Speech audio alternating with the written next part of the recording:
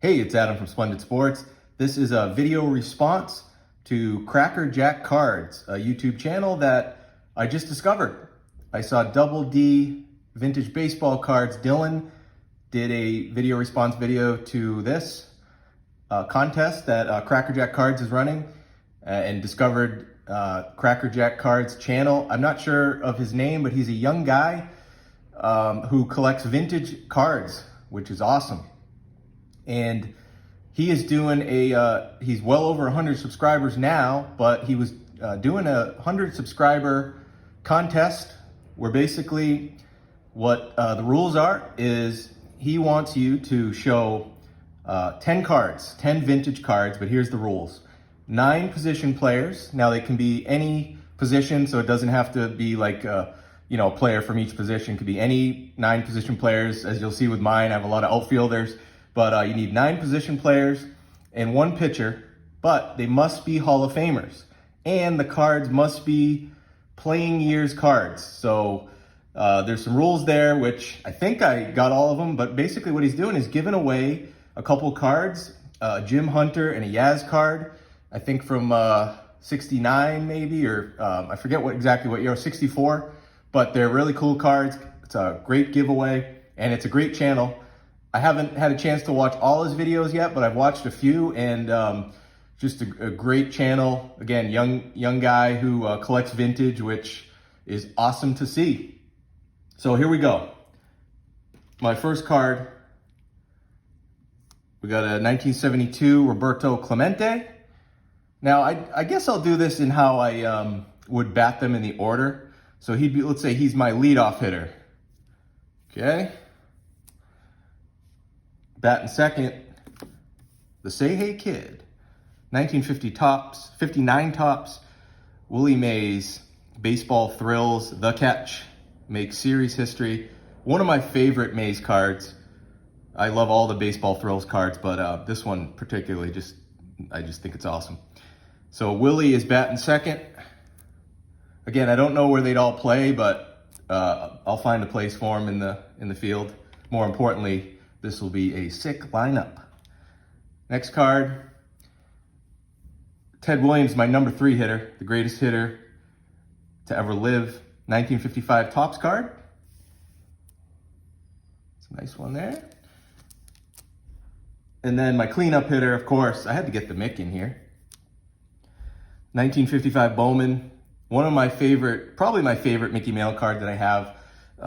It has nothing to do with like value or anything. This is, when I was a kid, my dad was a big Mickey Mantle fan when he was a kid, so he relayed all the stories and the history of the Mick to me. And he was not a big card guy, but he was a big sports fan and a big Mickey Mantle fan.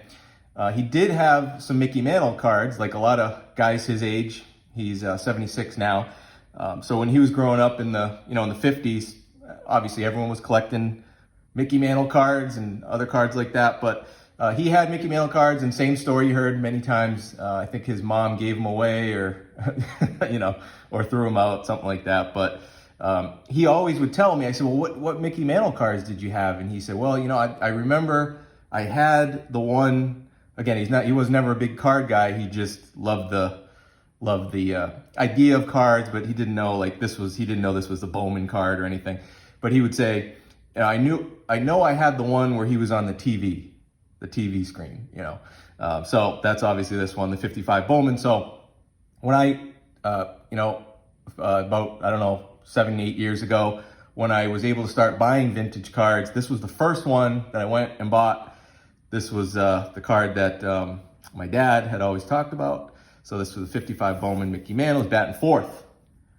Batting 5th. Pretty good 5th hitter, huh? Hank Aaron. Always loved this card. 74 Topps, Home Run King. And he did play, I think, till 76, I believe. So still a playing years card.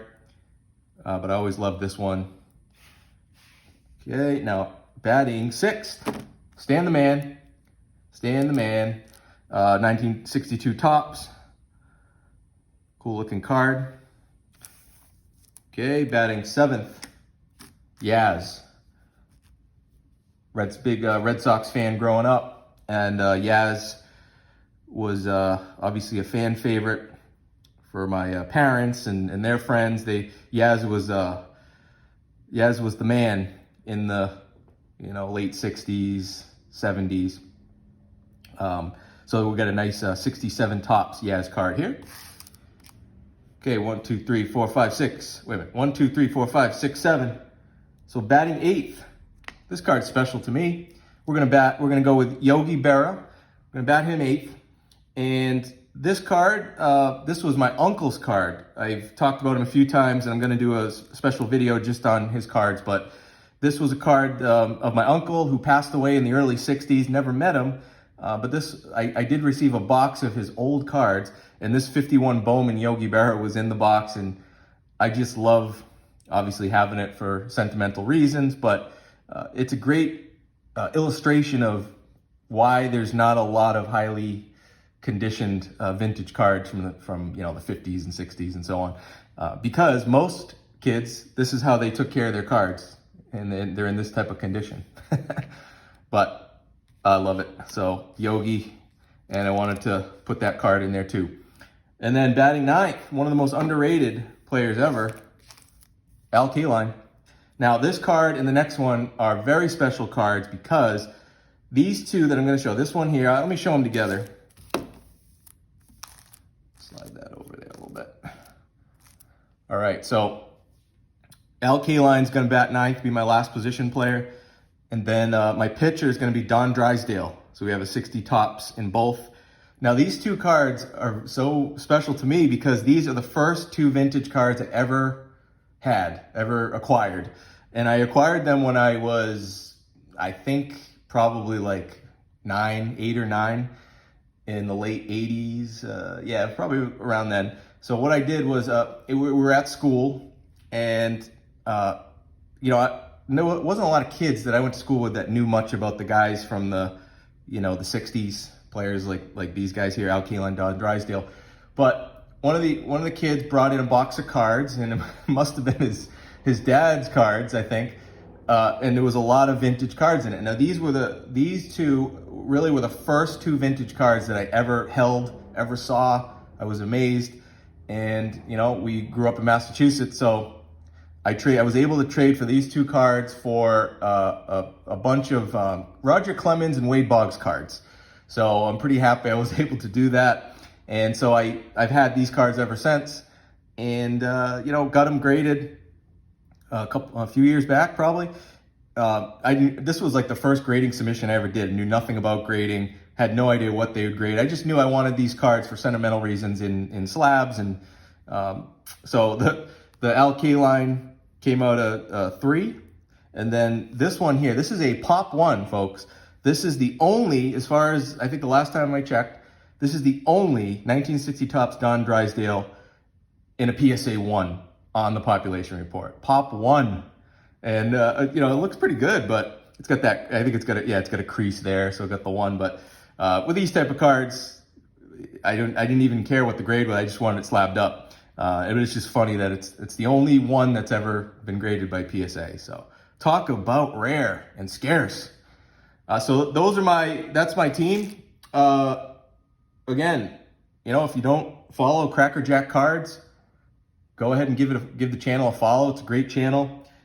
And I think the deadline is today. As usual, just like I used to do in school, wait till the last day or the night before the paper was due to do it in the last minute. Now, to be fair, I just found out about it yesterday. So I am doing it, I think, on the last day of the contest. But whatever the last day is, even if you see this video or you notice the contest, even if it's after, I would, if you want to do a video anyway. Give Cracker Jack Cards a shout out, and it's a fun thing to put together. So anyway, thanks. And Cracker Jack Cards, if you happen to see this video, thanks for doing this, and I look forward to seeing more of your videos.